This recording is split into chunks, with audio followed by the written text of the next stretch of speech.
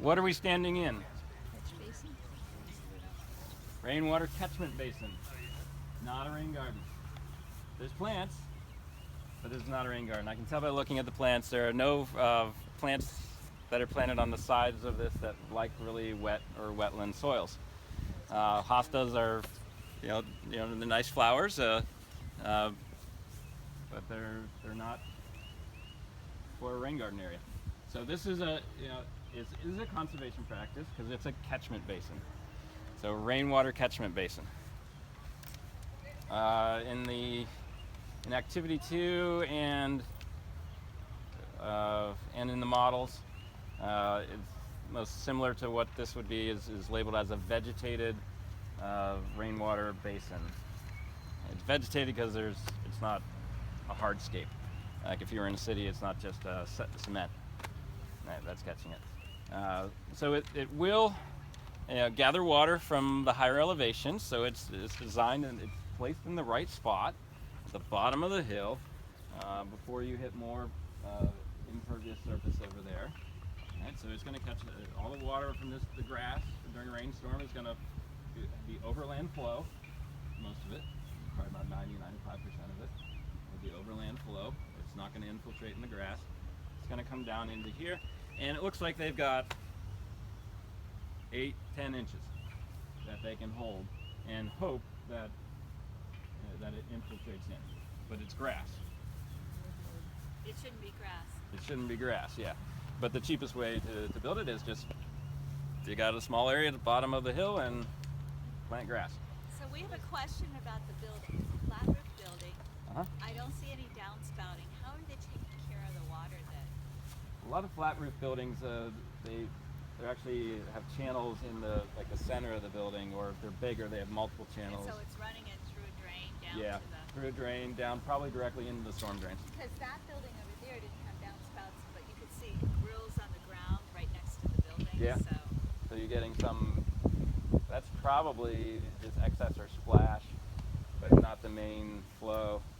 It's weird. I'm not seeing any downspouting. Yeah, there'll be pipes coming down from the roof.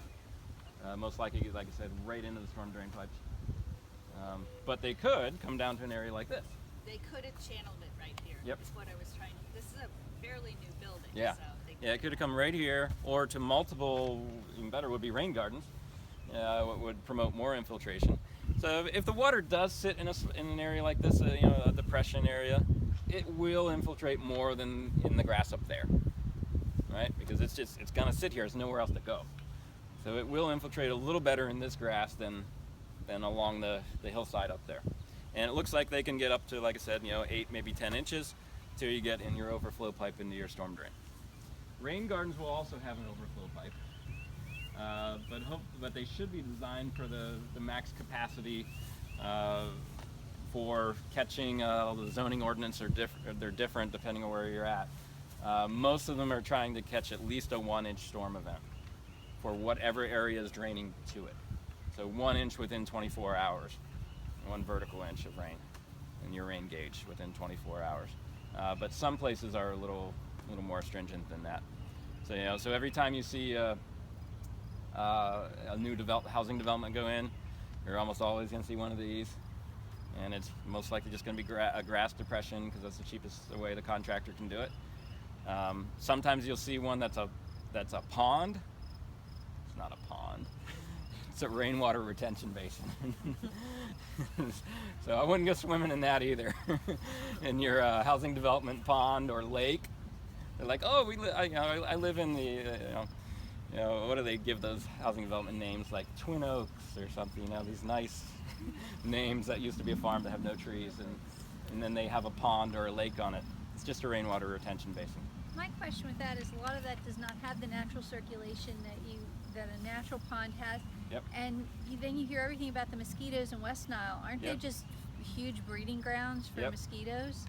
It's funny because they're going after farmers for small little retention ponds on farms, but yet the big rudders near us just built two, on either side of their parking lot, 2 of these retention ponds, and it just doesn't seem right to me that, they're doing that when in fact, like I said, they're going after the small farmers for their small retention ponds that have been there for decades, and Yeah, they should. They need to go. Every business also, but Yeah. it's all about the local zoning ordinances and what they want to enforce. Within the last 5 years, they are enforcing at least putting a fountain in the middle of it to keep the water moving, so it's not stagnant water that would allow more growth of mosquitoes. Yeah, so if you got a fountain in there, I'm like, yeah, you got a fountain. Yeah, but that's actually good. It keeps the mosquitoes down. It's not just pretty to look at. It's also hopefully keeping the mosquito population down. I don't know. Let's see. Make a lap around the building, see if we find something else.